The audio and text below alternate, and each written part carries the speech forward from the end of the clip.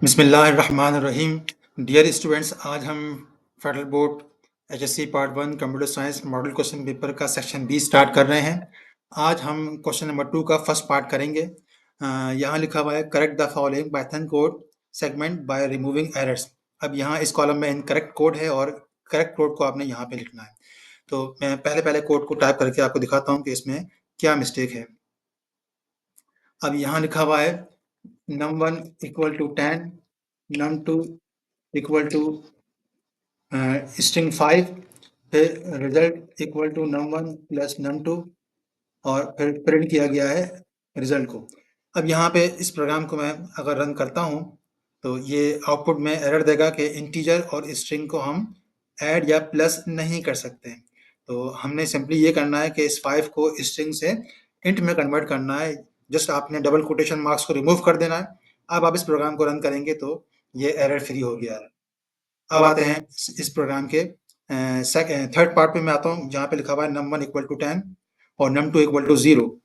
मैं num2 0 कर देता हूँ और यहाँ num1 स्लैश num2 लिखा हुआ है तो मैं प्लस को स्लैश में कन्वर्ट करता हूँ। अब मैं इस प्रोग्राम को रन करता हूँ तो यहाँ पे डिवीजन बाय 0 का एरर आया है क्योंकि हमने यहाँ पे num2 को 0 दिया हुआ है, इसलिए जब 0 से डिवाइड करेंगे तो डिवीजन बाय 0 का एरर आएगा। तो इस एरर को रिमूव करने के लिए सिंपली आपने इसको नॉन जीरो करना है।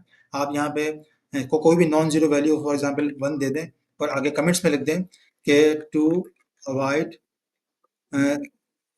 Zero division error. अब मैं इस प्रोग्राम को रन करूंगा तो अब वो जो जीरो डिवीजन का एरर था वो नहीं आएगा। ठीक है, अब आते हैं सेकंड पार्ट पे जहाँ पे एक लिस्ट है फ्रूट्स वाली।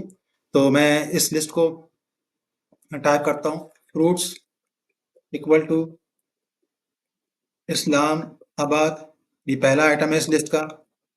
Karachi is the second item, Lahore is the third item और उसके बाद फिर प्रिंट किया गया है फ्रूट्स की लिस्ट में से थर्ड इंडेक्स वाले आइटम को।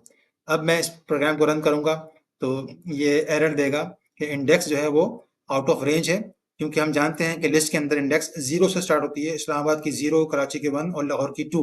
तो 3 तो कोई इंडेक्स है ही नहीं, तो आपने 2 दे दें या 0 दे दें या 1 दे दें, ऐसी इंडेक्स जो कि इस लिस्ट में मौजूद हो।